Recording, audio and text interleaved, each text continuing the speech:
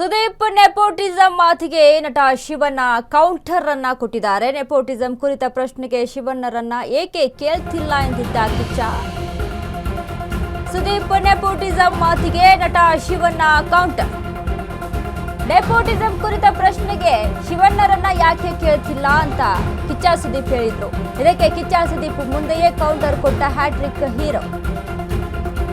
ಚಿತ್ರರಂಗದಲ್ಲಿ ಯಾರ ಮಕ್ಕಳು ಬೇಕಾದ್ರೂ ಕನಸು ಕಾಣಬಹುದು,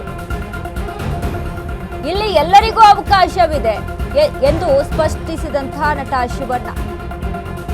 ಸುದೀಪ್ಗೆ ಆ ರೀತಿ ಪ್ರಶ್ನೆ ಕೇಳಿದ್ದೇ ತಪ್ಪು ಅಂತ ಶಿವಣ್ಣ ಅಸಮಾಧಾನ ಹೊರಹಾಕಿದ್ರು. ಪ್ರತಿಯೊಬ್ಬ ಮನುಷ್ಯನಿಗೂ ಪ್ರತಿಯೊಬ್ಬ ಮಗುವಿಗೂ ಕನಸು ಕಾಣುವ ಹಕ್ಕಿದೆ. ಕನ್ನಡ ಚಿತ್ರರಂಗದಲ್ಲಿ ಯಾರು ಬೇಕಾದ್ರೂ ಬೆಳೆಯಬಹುದು. ಮ್ಯಾಂಗೋ ಪಚ್ ಶೋ ನೋಡಿ ಬಂದ ಬಳಿಕ ನಟ ಶಿವಣ್ಣ ಪ್ರತಿಕ್ರಿಯೆಯನ್ನ ಕೊಟ್ಟಿದ್ದಾರೆ.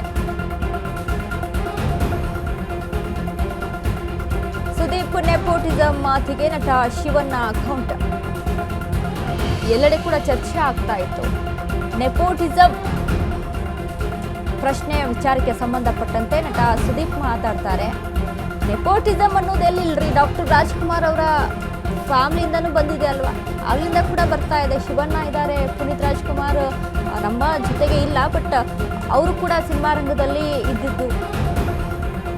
ನೆಪೋಟಿಸಂ ಅಂತ ಎಲ್ಲಾಗುತ್ತೆ, ಅವರ ಟ್ಯಾಲೆಂಟಿಗೆ ತಕ್ಕಂಗೆ ಅವರು ಬೆಳೀತಾರೆ ಅನ್ನುವಂಥ ಒಂದು ಸ್ಟೇಟ್ಮೆಂಟ್ ಅನ್ನು ನಟ ಸುದೀಪ್ ಕೊಟ್ಟಿರ್ತಾರೆ. ಈ ವಿಚಾರಕ್ಕೆ ಸಂಬಂಧಪಟ್ಟಂತೆ ಶಿವರಾಜ್ ಕುಮಾರ್ ಪ್ರತಿಕ್ರಿಯೆಯನ್ನ ಕೊಟ್ಟಿರುವಂಥದ್ದು ಮತ್ತೆ ಅಸಮಾಧಾನವನ್ನ ವ್ಯಕ್ತಪಡಿಸಿದ್ದಾರೆ. ಮ್ಯಾಂಗೋ ಪಚ್ ಶೋ ನೋಡಿ ಬಂದ ಬಳಿಕ ನಟ ಶಿವಣ್ಣ ಪ್ರತಿಕ್ರಿಯೆ ಇದು.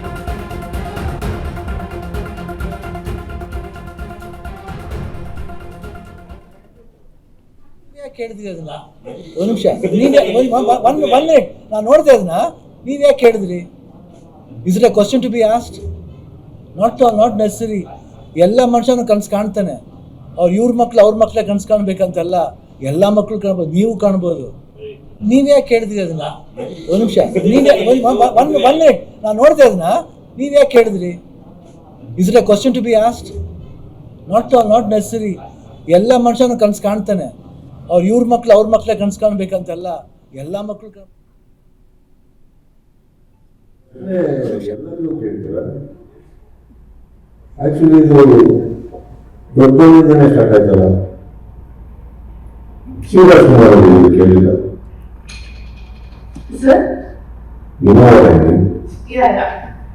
ನೆಪೋಟಿಸಂ ಅಂತ ಇದ್ದಿದ್ರೆ ರಾಜ್ಕುಮಾರ್ ಮಕ್ಕಳನ್ನು ಕೇಳಬೇಕಿತ್ತಲ್ಲ.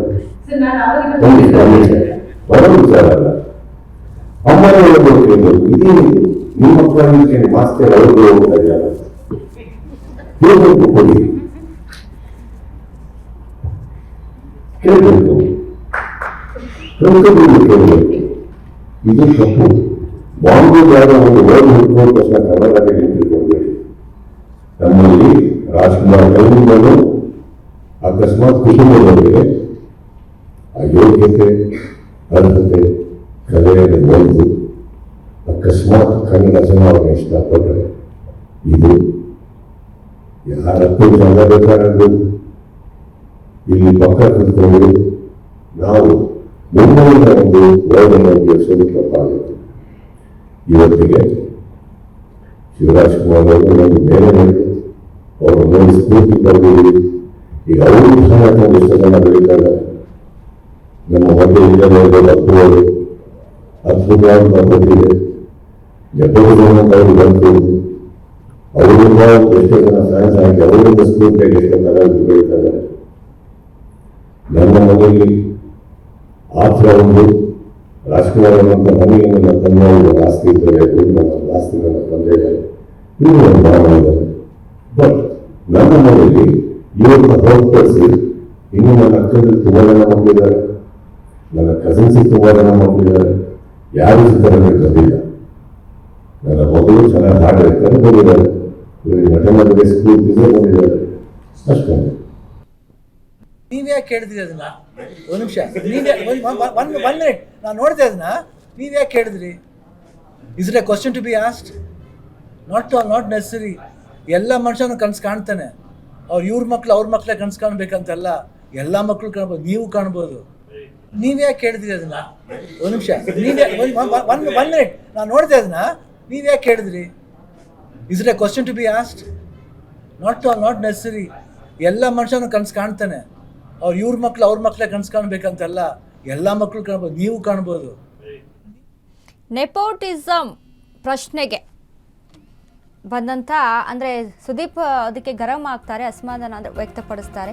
ಯಾಕೆ ಎಲ್ಲ ರಾಜ್ಕುಮಾರ್ ಅವರ ಫ್ಯಾಮಿಲಿಯಿಂದನೂ ಕೂಡ ಬಂದಿದೆಯಲ್ಲ, ಯಾಕೆ ಪರ್ಟಿಕ್ಯುಲರ್ ಪರ್ಸನ್ಸ್ಗಳಿಗೆ ಮಾತ್ರ ಈ ಕ್ವಶನ್ನು? ಅವರಿಗೆ ಶಿವಣ್ಣಗೆ ಯಾರಾದರೂ ಕ್ವಶನ್ ಮಾಡಿದ್ದೀರಾ ಅನ್ನುವಂಥ ಒಂದು ಮಾತು. ಸೊ ಇದಕ್ಕೆ ಶಿವರಾಜ್ ಕುಮಾರ್ ಕೂಡ ಆನ್ಸರನ್ನು ಕೊಟ್ಟಿದ್ದಾರೆ.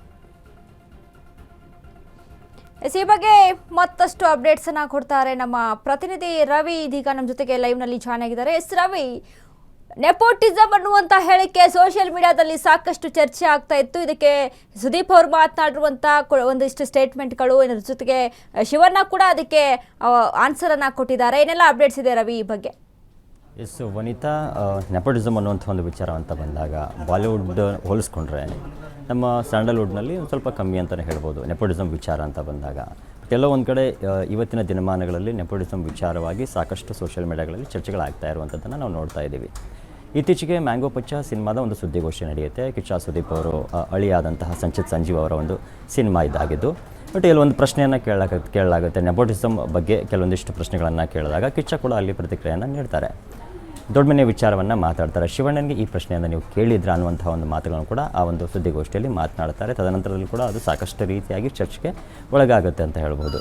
ಅದಾದ ನಂತರದಲ್ಲಿ ಶಿವಣ್ಣ ಕೂಡ ಮ್ಯಾಂಗೋ ಪಚ್ಚ ಸಿನಿಮಾ ನೋಡೋದಕ್ಕೆ ಒಂದು ಸುದ್ದಿಗೋಷ್ಠಿಯಲ್ಲಿ ಕೂಡ ಅಂದರೆ ಒಂದು ಮನೆಗೆ ಕರೆದಿರ್ತಾರೆ. ತದನಂತರ ಆಗದೇ ಇದ್ದ ನಂತರದಲ್ಲಿ ಶಿವಣ್ಣ ಕೂಡ ಸಿನಿಮಾವನ್ನು ನೋಡ್ತಾರೆ, ಒಂದು ಮೆಚ್ಚುಗೆಯನ್ನು ಮಾತುಗಳನ್ನು ಆಡ್ತಾರೆ. ಅದೇ ಇದರಲ್ಲಿ ಕೂಡ ಒಬ್ಬ ಮಾಧ್ಯಮದವರು ಕೂಡ ಒಂದು ಪ್ರಶ್ನೆಯನ್ನು ಕೇಳ್ತಾರೆ. ಇತ್ತೀಚೆಗೆ ಏನು ಸುದೀಪ್ ಅವರು ಕೂಡ ಒಂದು ಕೌಂಟರನ್ನು ಕೊಟ್ಟಿದ್ದಾರೆ. ಬಟ್ ಅಂದರೆ ಶಿವಣ್ಣನ ಹೆಸರನ್ನು ಹೇಳ್ಕೊಂಡು ಅಲ್ಲಿ ಒಂದು ಕೇಳಿದ್ರು ಅನ್ನೋ ಒಂದು ಮಾತನ್ನು ಕೂಡ ಹೇಳಿದರು. ಬಟ್ ಇಲ್ಲಿ ಕೂಡ ಪ್ರಶ್ನೆ ಎದುರಾದಾಗ ಶಿವಣ್ಣ ಕೂಡ ಅಲ್ಲಿ ಕೆಲವೊಂದಿಷ್ಟು ಮಾತುಗಳಿಗೆ ಬಂದ ಪ್ರತಿಕ್ರಿಯೆಯನ್ನು ನೀಡಿರುವಂಥ ಒಂದು ಎಲ್ಲ ಒಂದು ಕಡೆ ಅವರ ಒಂದು ಅಸಮಾಧಾನವನ್ನು ಹೊರಹಾಕಿರುವಂಥದ್ದನ್ನು ನೀವು ನೋಡ್ತಾ ಇದ್ದೀರಾ. ಕಿಚ್ಚ ಸುದೀಪ್ ಅವರು ಏನೋ ಒಂದು ಪ್ರಶ್ನೆಗೆ ಏನೋ ಒಂದು ಪ್ರಶ್ನೆ ಕೇಳೋದಕ್ಕೆ ಅಲ್ಲೇನೋ ಒಂದು ಉತ್ತರವನ್ನು ನೀಡಿದರು. ಈ ಪ್ರಶ್ನೆಯನ್ನು ಮತ್ತೆ ಇಲ್ಲಿ ಕೇಳಿದಾಗ ಶಿವಣ್ಣ ಕೂಡ ನೀವು ಪ್ರಶ್ನೆ ಅದನ್ನು ಕೇಳಿದ್ದೆ ತಪ್ಪು ಅಂತ ಹೇಳುವ ಒಂದು ನಿಟ್ಟಿನಲ್ಲಿ ಕೂಡ ಹೇಳ್ತಾರೆ. ಯಾಕಂತಂತಂದರೆ ಸೊ ಪ್ರತಿಯೊಬ್ಬ ಮನುಷ್ಯನಿಗೂ ಪ್ರತಿಯೊಬ್ಬ ಕಂದಮ್ಮಗಳಿಗೂ ಕೂಡ ಒಂದು ಕನಸು ಕಾಣುವಂತಹ ಒಂದು ಹಕ್ಕಿದೆ. ಚಿತ್ರರಂಗದಲ್ಲಿ ಇದು ಯಾರಪ್ಪನ ಆಸ್ತಿ ಅಲ್ಲ ಅನ್ನೋ ಒಂದು ನಿಟ್ಟಿನಲ್ಲಿ ಕೂಡ ಶಿವಣ್ಣ ಕೂಡ ಒಂದಿಷ್ಟನ್ನು ಮಾತುಗಳನ್ನು ಆಡ್ತಾರೆ. ಯಾಕಂದರೆ ಕಿಚ್ಚ ಸುದೀಪ್ ಅವರ ಒಂದು ಮನೇಲಿ ಕೂಡ ಸಾಕಷ್ಟು ಸದಸ್ಯರಿದ್ದಾರೆ.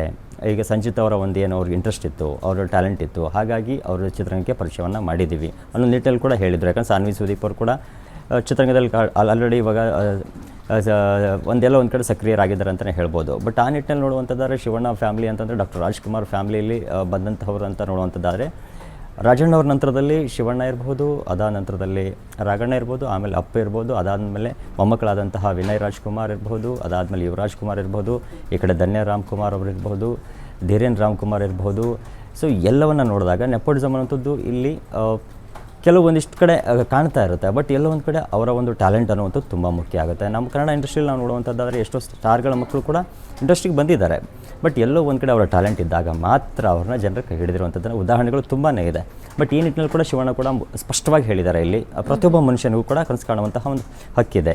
ಯಾಕಂದರೆ ಅವ್ರದ್ದಾದಂಥ ಟ್ಯಾಲೆಂಟ್ ಮತ್ತು ಯೋಗ ಮತ್ತು ಯೋಗ್ಯತೆ ಯಾವ ರೀತಿ ಆಗಿರುತ್ತೆ ಅದನ್ನು ಮುಂದೆ ಅವರು ಕಾಪಾಡ್ಕೊಂಡು ಹೋಗುವಂಥದ್ದು, ಉಳಿಸ್ಕೊಂಡು ಹೋಗುವಂಥದ್ದು ಅವ್ರ ಮೇಲೆ ಬಿಟ್ಟಿರುತ್ತೆ. ಬಟ್ ಇಲ್ಲಿ ಯಾವುದೇ ರೀತಿಯಾಗಿ ಸ್ಟಾರ್ಗಳ ಮಕ್ಕಳಾಗಿದ್ದ ತಕ್ಷಣವೇ ಮತ್ತು ಇನ್ನೊಬ್ರು ಯಾರೋ ಬಿಸ್ನೆಸ್ ಮ್ಯಾನ್ ಮಕ್ಕಳಾಗಿದ್ದ ತಕ್ಷಣವೇ ಈ ಒಂದು ನಿಟ್ಟಿನಲ್ಲಿ ಇದನ್ನು ನೋಡುವಂಥದ್ದಾದರೆ ಇತ್ತೀಚೆಗೆ ಕೂಡ ಕೆಲವೊಂದಿಷ್ಟು ಸಂದರ್ಶನಗಳಲ್ಲಿ ಕೂಡ ಯಾಕಂದರೆ ನಾವು ರಾಜ್ಬಿ ಶೆಟ್ಟಿ ವಿಚಾರ ಇರ್ಬೋದು, ಈ ಕಡೆ ಧನಂಜಯ ವಿಚಾರ ಇರ್ಬೋದು, ಇದೆಲ್ಲ ನಡೆದಿತ್ತು. ಬಟ್ ಈ ಒಂದು ನೋಡಬೇಕಾದ್ರೆ ಶಿವಣ್ಣ ಒಂದು ಕ್ಲಾರಿಟಿಯನ್ನು ಕೊಟ್ಟಿರುವಂಥದ್ದನ್ನ ಕಾಣ್ತಾ ಇದ್ದೀವಿ ವನಿತಾ. ಎಸ್, ಥ್ಯಾಂಕ್ ಯು ರವಿ, ನಿಮ್ಮೆಲ್ಲ ಅಪ್ಡೇಟ್ಸ್ಗೆ.